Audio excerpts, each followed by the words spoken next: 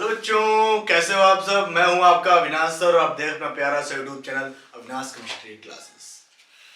आज बच्चों हम आपके लिए लेकर आए हैं सम बेसिक ऑर्गेनिक केमिस्ट्री का लेक्चर नंबर 5, जिसमें आज हम आप लोगों से डिस्कस करेंगे बॉन्ड एनर्जी के बारे में। ठीक है, इसके पहले मैंने बॉन्ड लेंथ, बॉन्ड एंगल के बारे में आपसे डिस्कस कर चुका हूँ। हाइब्रिडाइजेशन क्या होता है इसके बारे में मैं आपसे डिस्कस कर चुका हूँ। अगर आपने वो वीडियो नहीं देखा है तो प्लीज़ आप जाइए अविनाश केमिस्ट्री क्लासेस अपने यूट्यूब पे सर्च करिए, वहाँ पे आपको वो सारा वीडियो देखने को मिल जाएगा। ठीक है, आज मैं आपका स्टार्ट कर रहा हूँ कि बॉन्ड एनर्जी क्या होता है। ठीक है, बॉन्ड एनर्जी क्या होता है आपने मैं बताया कि some basic of chemistry organic chemistry में, क्योंकि हमने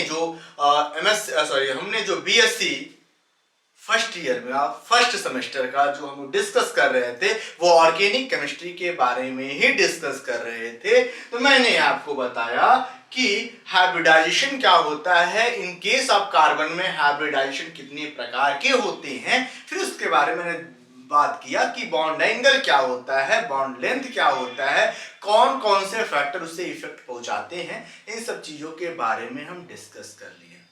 अब इसी क्रम में एक टर्म आता है जिसका नाम होता है बॉन्ड एनर्जी।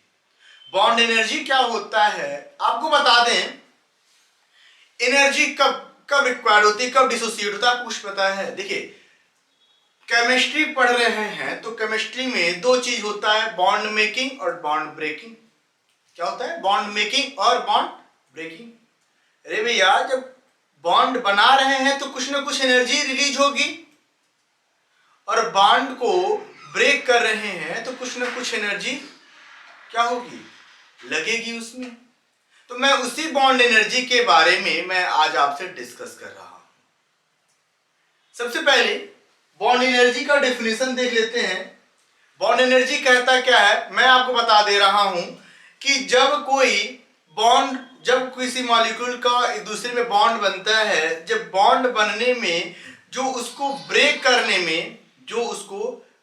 करने में जो एनर्जी लगता है उसे ही बॉन्ड एनर्जी या बॉन्ड डिसोसिएशन एनर्जी के नाम से हम जानते हैं। ध्यान से देखिएगा, मैंने आपको नोट्स दे रखा है, मैं क्या कह रहा हूं, कौन कौन से ऐसे फैक्टर हैं जो बॉन्ड एनर्जी को इफेक्ट पहुंचाते हैं, बात क्लियर है ना? मैं बार बार कहता हूं आपसे कि जब भी मेरे क्लास में बैठा करिए तो अपने सारे कामों को छोड़ के जो माइंड आपका इधर उधर विचलित हो रहा है, डाइवर्ट हो रहा है, तो उन सब चीजों से हटा दें। सिर्फ फोकस करें क्लास में कि मैं क्या बता रहा हूं आपको। सबसे बड़ी बात यह होती है मेरे प्यारे बच्चों कि क्या आपने सीखा। मैं तो आपका 102% दूंगा, लेकिन आपने कितना क्लास से ऑब्जर्व किया। कोई क्लास से 100% नहीं शिक्षा ले पाता है, बहुत ले लेंगे 75 ले लेंगे 25, तो आपको अपने ही मेहनत करके उसको याद करना पड़ेगा। क्योंकि इसलिए कहा जाता है ना, प्रैक्टिस बहुत जरूरी होती है। मैं आपको समझा रहा हूं, मैं यहां समझा दिया, आपको समझ में आ गया, लेकिन अगर आप प्रैक्टिस नहीं करेंगे, एक बार कॉपी किताब खोल कर जरूर देख लीजिएगा। मैं इसलिए यथायथ कोशिश करता हूं कि आपको वो सब चीजें समझ में आ जाए। बात क्लियर है ना? चलो देखो, मैंने क्या कहा, ध्यान देखना। मैंने कहा आपसे कि जो बॉन्ड एनर्जी होता है, बॉन्ड एनर्जी क्या होता है कि जब दो मॉलिक्यूल के आपस के जो बॉन्ड होंगे, उस बॉन्ड में जब ब्रेक करता है तो जो एनर्जी इन्वॉल्व होती है उसे ही बॉन्ड एनर्जी के नाम से जानते हैं, या बॉन्ड डिसोसिएशन एनर्जी के नाम से जानते हैं। ध्यान देना, मैंने कहा, ध्यान दो कि the amount of energy required to break 1 mole of bond. मैंने जो कहा, ध्यान समझो, मैंने डिफरेंशियल लिख दिया आपके लिए कि आपको नोट्स का भी काम कर जाए। मैंने क्या कहा कि the amount of energy required to break 1 mole of bond of a particular type of so as to separate them. बात ध्यान देना कि जब बॉन्ड को हम ब्रेक करेंगे तो सेपरेट मतलब अलग अलग होंगे ना, वही कह रहा है, separate them into gaseous atom is called bond dissociation energy. It's called क्या कहा जाएगा? Bond dissociation energy. बात समझ में आया मैंने क्या कहा? मैंने क्या कहा? कुछ पल्ले पड़ा। मैंने कहा आपसे ध्यान देना कि the amount of energy required to break a particular time so separate them gaseous atom is called, यानी कि जो बॉन्ड बना रहेगा उस बॉन्ड को जैसे ही हम ब्रेक करेंगे, मैंने क्या कहा? जो बॉन्ड होगा उस बॉन्ड को जैसे ही ब्रेक करेंगे और वो गैसियस एटम एक दूसरे से सेपरेट हो जाएंगे, उस बॉन्ड एनर्जी को, जो बॉन्ड एनर्जी इन्वॉल्व हो रही है, जो मैंने क्या कहा कि जो बॉन्ड तोड़ने में, बॉन्ड ब्रेक करने में जो एनर्जी इन्वॉल्व हो रही है, जो बॉन्ड को, जो दो मॉलिक्यूल को सेपरेट करता है, दोनों को अलग अलग करता है, उस एनर्जी को, जो बॉन्ड को ब्रेक कर रहा है, उसे क्या कहते हैं? उसे कहते हैं बॉन्ड डिसोसिएशन एनर्जी, या क्या कहेंगे? आर क्या कहेंगे? बॉन्ड एनर्जी, या क्या कहेंगे? Bond energy. बात क्लियर हुआ? बॉन्ड को तोड़ने में जिस एनर्जी की आवश्यकता होती है उस एनर्जी को हम लोग बॉन्ड डिसोसिएशन एनर्जी या उसको बॉन्ड एनर्जी के नाम से हम जानते हैं। ठीक है, फिर क्या कहता है, या कह सकते हैं कि bond state is defined as the amount of energy required to bond in a molecule, या दूसरे शब्दों में या मैंने और इसी में करके लिखा। मैंने क्या कहा? मैंने जो कहा दूसरा ऊपर लिखा, ये दोनों दो डेफिनेशन है। क्या कहता है? क्या आप याद करना चाहते हैं बॉन्ड एनर्जी के बारे में? पहला कह रहा है कि द अमाउंट ऑफ एनर्जी, ऐसा अमाउंट ऑफ एनर्जी जो बॉन्ड के पर्टिकुलर, जो बॉन्ड के मोल को, वन मोल को तोड़ रहा है, ब्रेक कर रहा है, सेपरेट कर रहा है गैसेस एटम में, उसे आप बॉन्ड डिसोसिएशन एनर्जी कहते हैं। या दूसरा कहता है कि स्टेट डिफाइंड है, सीधे हम डिफाइन कर सकते हैं कि the amount of energy required to break a bond, required to break a bond. अरे भैया सिंपल समझो ना, यदि हम यहाँ पे NaCl ले लिए तो यहाँ पे हम NaCl ले लिए, NaCl में Na हो गया, ये Cl का बॉन्ड हो गया। इस बॉन्ड को तोड़ने में ये दोनों जब अलग अलग होंगे, ये जो एनर्जी इन्वॉल्व हो रही है बॉन्ड को ब्रेक करने में, उसे क्या कहेंगे? बॉन्ड डिसोसिएशन एनर्जी या बॉन्ड एनर्जी कहेंगे। बात समझ में आया? बात समझ में आया? ठीक है, अब देखो, ये तो रहा बॉन्ड एनर्जी के बारे में, ये तो रहा बॉन्ड एनर्जी के बारे में। अब समझो, अब मैं आपको बताता हूं, जैसे बॉन्ड एंगल और बॉन्ड ऑर्डर मैंने आपको बताया था कि कौन कौन से ऐसे फैक्टर हैं कि जो बॉन्ड लेंथ, बॉन्ड ऑर्डर और बॉन्ड एनर्जी को इफेक्ट पहुंचाते हैं। जिसमें से मैंने बॉन्ड ऑर्डर और बॉन्ड लेंथ के बारे में आपसे डिस्कस कर चुका हूं, लेकिन आज जो मैं डिस्कस करूंगा वो मैं ऐसे फैक्टर को डिस्कस करूंगा कि जो बॉन्ड एनर्जी को इफेक्ट पहुंचाते हैं, जो क्या करते हैं? बॉन्ड एनर्जी को इफेक्ट पहुंचाते हैं। तो सबसे पहला नाम निकल के आता है बॉन्ड एनर्जी को इफेक्ट पहुंचाने में, साइज ऑफ द एटम। बहुत इंपॉर्टेंट रोल होता है मेरे प्यारे बच्चों साइज ऑफ द एटम का। अभी बॉन्ड एनर्जी देखो, सोचने की बात है। मैं बार बार कहता हूं आपसे, कहता भी चला आता हूं क्या कि देखिए क्लास में बैठे हैं तो प्रेजेंस ऑफ माइंड और इमेजिनेशन पावर तगड़ी होनी चाहिए। मैंने क्या कहा? बैठे हैं क्लास में, क्या कहा मैंने? बैठे हैं क्लास में तो दो बातें याद रखिए, पहला प्रेजेंस ऑफ माइंड होना चाहिए और दूसरा क्या? इमेजिनेशन पावर तगड़ी होनी चाहिए।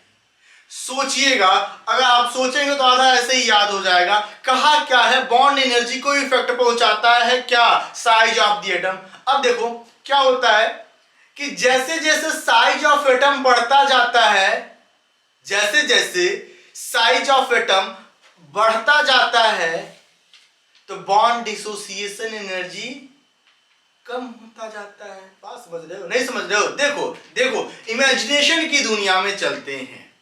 किसमें? इमेजिनेशन की दुनिया में चलते हैं। समझो, जब तक आप घर पे हो, ध्यान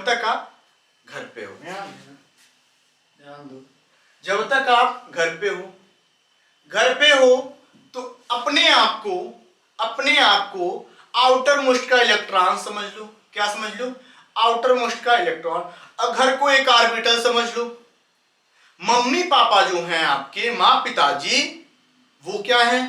न्यूक्लियस है। वो क्या है न्यूक्लियस? इमेजिनेशन। इमेजिनेशन मैं कह रहा हूं, बस समझने का तरीका मैं आपको बता रहा हूं कि साइज ऑफ एटम के बारे में क्या होता है। आपने पढ़ा था पीरियोडिक टेबल में, साइज ऑफ द एटम में, कि जैसे जैसे पीरियोडिक टेबल में हम अप टू डाउन होते जाते हैं, ऊपर से नीचे आते जाते हैं, तो साइज ऑफ एटम बढ़ता जाता है। मैंने क्या कहा? आपने पढ़ा होगा, छोटे क्लासों में पढ़ा होगा कि जैसे जैसे पीरियोडिक टेबल में ऊपर से नीचे आते हैं तो साइज ऑफ एटम बढ़ता जाता है। तो ठीक वही प्रकार, उसी प्रकार से मैं आपको बता रहा हूं कि आप घर पे हैं, घर आपका एक ऑर्बिटल है, और आप उसमें के इलेक्ट्रॉन है, मम्मी पापा आपके न्यूक्लियस हैं। जब तक आप घर पे रहते हैं तो मम्मी पापा का फोर्स ऑफ अट्रैक्शन क्या होता है? बना रहता है। क्यों? क्योंकि न्यूक्लियस से आउटर मोस्ट ऑर्बिटल के जो इलेक्ट्रॉन होते हैं वो काफी नजदीक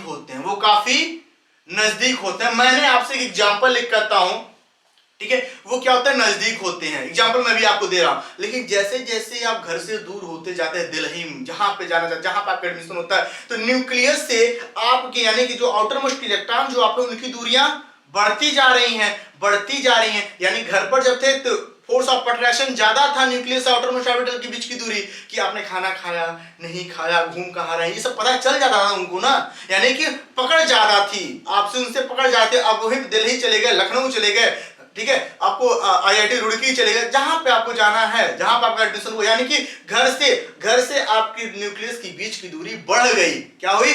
बढ़ गई। जैसे ही साइज ऑफ एटम बढ़ा तो घर से न्यूक्लियस से आउटर मोस्ट ऑर्बिटल के बीच की दूरियां बढ़ी, फोर्स ऑफ अट्रैक्शन कम हुआ।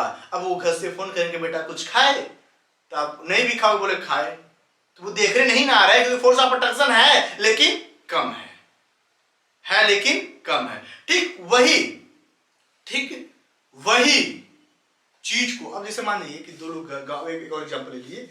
जैसे देखिए कि घर में दो लोगों के बीच में, ठीक है, अब मान जाइए कि एक कॉलोनी है, एक कॉलोनी में दो पड़ोसी हैं, होते बहुत पड़ोसी हैं लेकिन दो लोगों में बनता है, ठीक है, दो अगल बगल घर में बनता है। तीसरे वाले घर को नहीं देखा जाता है, तो अब ये सोचो कि जितना क्लोज होगा, ठीक है, मान जाओ ये और ये दो अगल बगल कॉलोनी वाले हैं, इनमें बहुत अच्छी बॉन्ड है, ठीक है। अब बॉन्ड में अब तीसरे को नहीं देखा जा रहा है, तो इन दोनों के बॉन्ड को ब्रेक करने के लिए ज्यादा षड्यंत्र की आवश्यकता होगी ना, ज्यादा एनर्जी की आवश्यकता होगी ना, ज्यादा दिमाग का यूज करना पड़ेगा, तब तो ये अलग अलग होंगे। अब पहले से ही ये ऐसे हैं तो बहुत कम एनर्जी की आवश्यकता होगी। यानी जितने नजदीक होंगे उतने बॉन्ड डिसोसिएशन एनर्जी ज्यादा लगेगी। जितने फोर्स ऑफ अट्रैक्शन ज्यादा होंगे उतनी ही ज्यादा बॉन्ड एनर्जी की आवश्यकता होगी। ये तो इमेजिनेशन की दुनिया की बात आई। अब रियल दुनिया में आइए, मैंने क्या कहा? मैंने कहा साइज ऑफ एटम के बारे में कि जैसे जैसे साइज ऑफ एटम बढ़ता है, बॉन्ड डिसोसिएशन एनर्जी घटता जाता है। बात क्या हो रहा? मैंने कहा मैं एग्जांपल लेता हूं। कौन सा एग्जांपल है? ध्यान देना, मैंने आपसे एग्जांपल लिया फ्लोरीन, क्लोरीन, ब्रोमीन, आयोडीन, ठीक है, fluorine, chlorine, bromine, iodine. Up to down आए तो यहां पे साइज ऑफ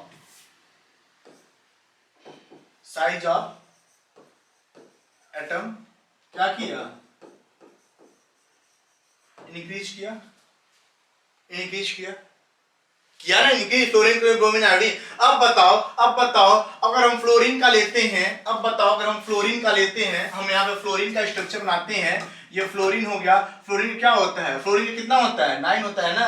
अरे hydrogen, helium, barium, boron, carbon, nitrogen, oxygen, fluorine होता है ना। अरे hydrogen, helium, lithium, barium, boron, carbon, nitrogen, oxygen, fluorine 9 होता है। उस बाद नियॉन 10 होता है, तो 9 होता है। अब देखो ये हम बनाते हैं तो मान जाइए इसमें 2 और इसमें कितना होगा? 7। यानी कि इस न्यूक्लियस से आउटर मोस्ट ऑर्बिटल की जो बीच की दूरी काफी कम है। देन कंप्लीट क्लोरीन का 17 होता है। क्लोरीन कितना होता है? 17 होता है। मान जाओ 2 8 7, यही ना होगा। देखो ये हो गया। इसमें क्या 2 8 7। अब इसके अब इसमें देखना फ्लोरीन में क्या बताया था, 2 और 7, ये न्यूक्लियस हो गया, 2 और 7। यहां से यहां के बीच की दूरी कम है देन कंपेरिजन टू क्लोरीन, यानी कि ऊपर से नीचे साइज ऑफ एटम बढ़ा। जैसे ही साइज ऑफ एटम बढ़ा तो जो जितना छोटा होगा इनके फोर्स ऑफ अट्रैक्शन उतने ही ज्यादा होंगे। साइज ऑफ एटम छोटा है तो फोर्स ऑफ अट्रैक्शन ज्यादा होगा। जैसे ही फोर्स ऑफ अट्रैक्शन ज्यादा होगा तो इस बॉन्ड को तोड़ने के लिए ज्यादा एनर्जी की आवश्यकता होगी। क्या होगी? ज्यादा एनर्जी की आवश्यकता होगी। क्यों? क्योंकि साइज ऑफ एटम क्या है? कम है, यानी कि बॉन्ड डिसोसिएशन एनर्जी उतनी ही क्या होंगी? ज्यादा होंगी। बात समझ में आया? मैंने क्या कहा? पहला इफेक्ट था साइज ऑफ एटम। जैसे जैसे size increase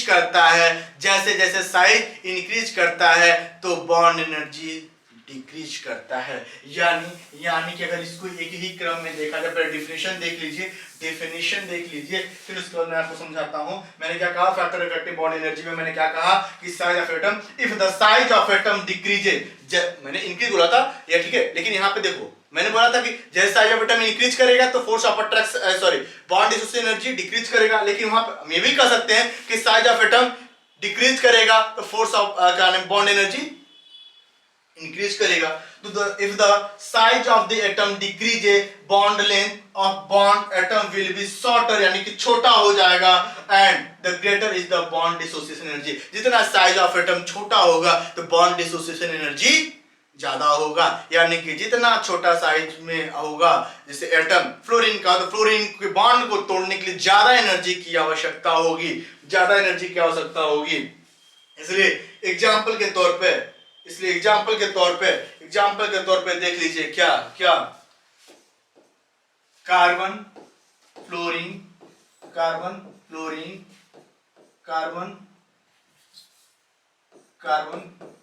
bromine, carbon iodine. यानी अगर मैं आपसे बात करूं बॉन्ड डिसोसिएशन एनर्जी की, तो कार्बन फ्लोरीन की बॉन्ड डिसोसिएशन एनर्जी ज्यादा होगी, फिर क्लोरीन की होगी, फिर ब्रोमीन की, फिर आयोडीन, क्योंकि आयोडीन का लार्जर साइज होता है, ठीक है, और फ्लोरीन का सबसे कम साइज का होता है, इसलिए बॉन्ड डिसोसिएशन एनर्जी फ्लोरीन की ज्यादा होगी।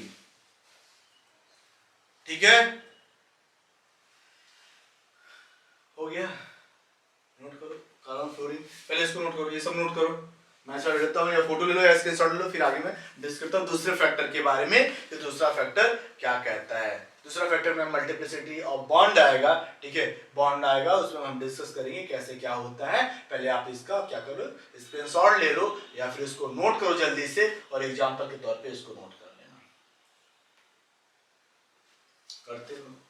सिंपल सा है बॉन्ड एनर्जी के बारे में। बॉन्ड एनर्जी कहता क्या है कि जब किसी भी बॉन्ड के 1 मोल ऑफ बॉन्ड को हम एनर्जी से उसको क्या करते हैं, उसको जिस एनर्जी से हम उसको क्या करते हैं, ब्रेक करते हैं, उस एनर्जी को बॉन्ड एनर्जी के नाम से हम जानते हैं। और फिर मैंने कहा कि बहुत से ऐसे फैक्टर होते हैं जो बॉन्ड एनर्जी को क्या करते हैं, इफेक्ट पहुंचाते हैं, जिसमें सबसे पहला साइज ऑफ एटम हुआ। साइज ऑफ एटम में मैंने आपसे बताया कि जैसे जैसे साइज ऑफ एटम डिक्रीज करेगा तो बॉन्ड डिसोसिएशन एनर्जी इंक्रीज करेगा, या यह दूसरे शब्दों में कह सकते हो कि जैसे जैसे साइज ऑफ एटम इंक्रीज करेगा तो बॉन्ड डिसोसिएशन एनर्जी वैसे वैसे क्या करेगा, डिक्रीज करेगा।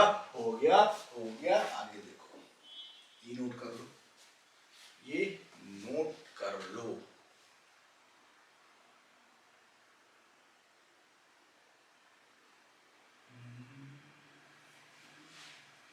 हो गया? आगे देखो, दूसरा फैक्टर आता है मल्टीप्लिसिटी ऑफ बॉन्ड। ठीक वही है भैया मेरे, मल्टीप्लिसिटी ऑफ बॉन्ड में क्या होगा, कोई आइडिया है? अरे भैया, मल्टीप्लिसिटी ऑफ बॉन्ड में जिसकी बॉन्ड जितनी ज्यादा होगी उसमें उतने ही बॉन्ड को तोड़ने के लिए एनर्जी की आवश्यकता होती है ना। अरे बच्चों ध्यान से देखो, single bond, double bond, triple bond, इसमें सबसे ज्यादा बॉन्ड एनर्जी किसकी लगेगी? सबसे ज्यादा एनर्जी किस में लगेगी? बॉन्ड को तोड़ने में। सिंगल बॉन्ड में अरे नहीं, डबल बॉन्ड में अरे नहीं, ट्रिपल बॉन्ड में यस। ट्रिपल बॉन्ड में ज्यादा एनर्जी की आवश्यकता होगी क्योंकि तीन तीन बॉन्ड को तोड़ना है ना। तीन तीन बॉन्ड को तोड़ेंगे तो एनर्जी की आवश्यकता उतनी ही ज्यादा होगी। डबल बॉन्ड को तोड़ेंगे थोड़ा कम। सिंगल बॉन्ड में सबसे कम एनर्जी की आवश्यकता होगी सिंगल बॉन्ड को तोड़ने में। डेफिनेशन से देखते हैं मेरे प्यारे बच्चों, क्या कहता है multiplicity of bond? Greater is the multiplicity of bond, more will be the S character. जिसकी एस कैरेक्टर जितनी ज्यादा होगी, जिसकी एस कैरेक्टर जितनी ज्यादा होगी, and greater will be the bond dissociation energy. जिसकी एस कैरेक्टर जितनी तगड़ी होगी, उसकी बॉन्ड डिसोसिएशन एनर्जी उतने ही क्या होगा? ज्यादा होगा। क्या कहा मैंने? मल्टीप्लिसिटी ऑफ बॉन्ड क्या कहता है? The multiplicity of the bond. जितना मल्टीप्लिसिटी ऑफ बॉन्ड होता जाएगा, जितने ज्यादा होगा, जितनी एस कैरेक्टर ज्यादा होगी, जितनी एस कैरेक्टर ज्यादा होगी, उसकी बॉन्ड डिसोसिएशन एनर्जी उतनी ही ज्यादा होगी। यानी मैंने कहा कि सिंगल बॉन्ड को तोड़ने में कम एनर्जी की आवश्यकता होगी, डबल बॉन्ड तोड़ने के लिए थोड़ा सा ज्यादा एनर्जी की आवश्यकता होगी, लेकिन ट्रिपल बॉन्ड को जोड़ने के लिए, तोड़ने के लिए, तोड़ने के लिए, बॉन्ड को ब्रेक करने के लिए ज्यादा से ज्यादा एनर्जी की आवश्यकता होगी then comparison to the single bond and double bond. बात क्लियर है? देखो मैंने एग्जाम्पल के तौर पे मैं आपको क्या ले लूं? एग्जाम्पल के तौर पे देखिए, मैं यहां ले लूं कार्बन बॉन्ड कार्बन, ठीक है, carbon double bond carbon carbon double bond carbon. ये किस हाइब्रिडाइजेशन को फॉलो करेगा? अरे बताओ ना, किस हाइब्रिडाइजेशन को फॉलो करेगा? sp3 sp2 sp, यही ना होगा? यही ना होगा भैया। sp में 50-50%, यही हमको पता, 50% एस कैरेक्टर रहेगा। इसमें 33.3 एस कैरेक्टर रहेगा, ठीक है, sp3 में। और इसमें नियर अबाउट हमको लगता है कि एस कैरेक्टर आपका 25% होगा। कितना होगा? 25। यानी कि मैं आपको बता, ये नियर अबाउट है। कार्बन कार्बन ट्रिपल बॉन्ड में sp, यानी कि जिसकी एस कैरेक्टर जितनी ज्यादा होगी, उसकी बॉन्ड डिसोसिएशन एनर्जी उतनी ही क्या होगी? बॉन्ड डिसोसिएशन एनर्जी उतनी ही ज्यादा होगी। यानी कि ट्रिपल बॉन्ड तोड़ने के ज्यादा एनर्जी की आवश्यकता होगी। यही समझाता है दूसरा फैक्टर कि मल्टीप्लिसिटी ऑफ बॉन्ड में कहता क्या है कि जैसे जैसे मल्टीप्लिसिटी ऑफ बॉन्ड इंक्रीज करती जाएगी, तो बॉन्ड डिसोसिएशन एनर्जी भी वैसे वैसे इंक्रीज करते जाएगी। एग्जाम्पल के तौर पे इसको आप लोग क्या कर सकते हैं? नोट कर सकते हैं। यानी कि ये सबसे ज्यादा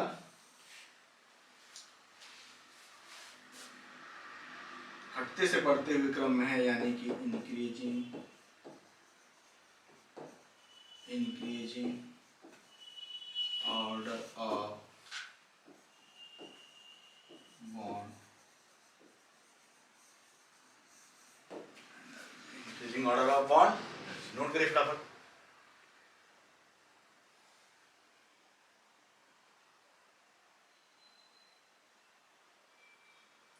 नोट करिए मेरे प्यारे बच्चों।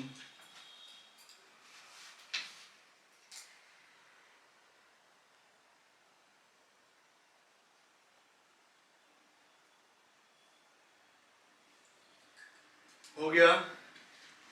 चलो आगे देखो। ये नोट किए थे? हो गया? चलो, तो पहले का नोट कर ही चुके थे। अब आता है तीसरा factor, presence of lone pair of energy. Presence of lone pair energy क्या होता है? Presence of lone pair energy कहता क्या है कि greater is the presence of lone pair electron between border atom, smaller will be bond energy of the molecule. यानी कि क्या कहता है ध्यान से बताना।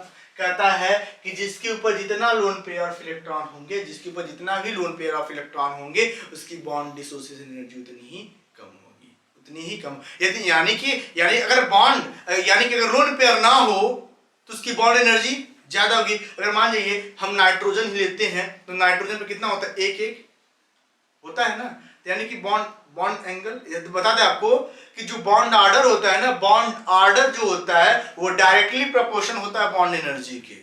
बॉन्ड आर्डर जो होता है वो डायरेक्टली प्रोपोर्शनल होता है बॉन्ड एनर्जी को। अब हम आगे डिस्कस करेंगे। यहाँ पे कहता है क्या है, greater is the presence of lone pair of electron between order atom, between border atom, smaller will be the bond energy of the molecule. यानी जितने लोन पेयर ऑफ इलेक्ट्रॉन ज्यादा होंगे उसकी बॉन्ड एनर्जी, डिसोसिएशन एनर्जी उतनी ही कम होगी। जैसे हम C2 ले लेते हैं, N2 ले लेते हैं, O2 ले लेते हैं और F2 ले लेते हैं। ठीक है, बात समझ में आया? देखो यहाँ पे कार्बन विद कार्बन, यहाँ देखो नाइट्रोजन नाइट्रोजन, ऑक्सीजन देख लो, 1 2 3 4, 1 2 3 4। फ्लोरीन का बताओ तुम कितना होगा? फ्लोरीन कितने लोन पे ऑफ इलेक्ट्रॉन होंगे? बताओ बताओ। अरे भैया मैं मूर्ख हूँ, देखो ये फ्लोरीन है ना, फ्लोरीन में कितने होता है? 1 2 3 4 5 6, 1 2 3 4 5 6। यहाँ पे एक हो गया,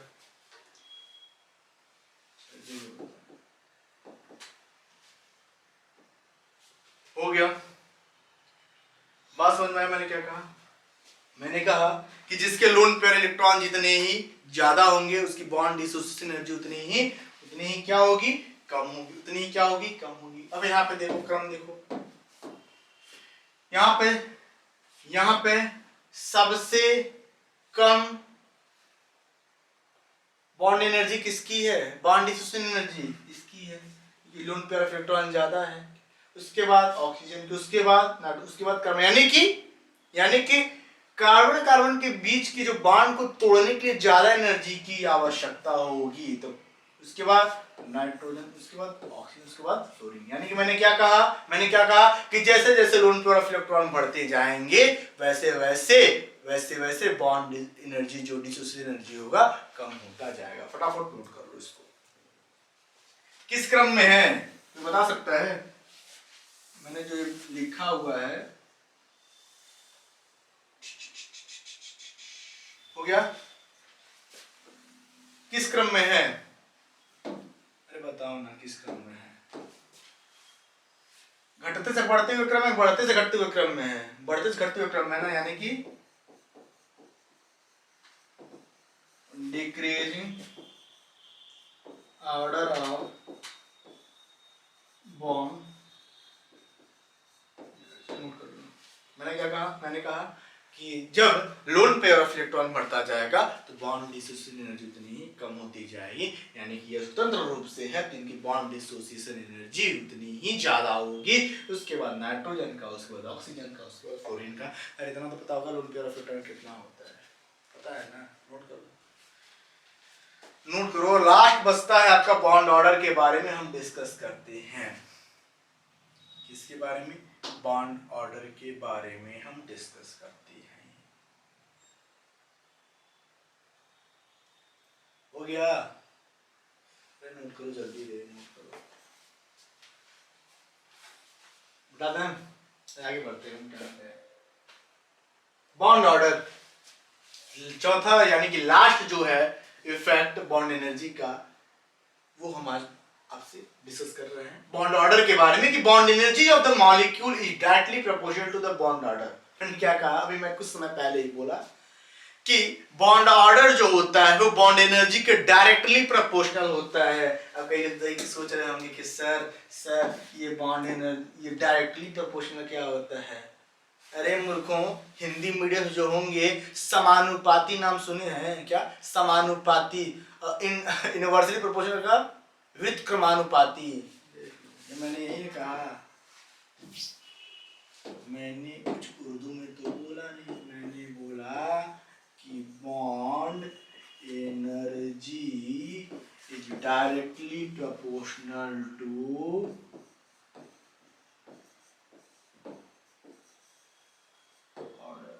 मैंने क्या कहा कि bond energy of the molecule is directly proportional to the bond order of molecule is other word, या दूसरे शब्दों में आप कह सकते हो कि ग्रेटर इज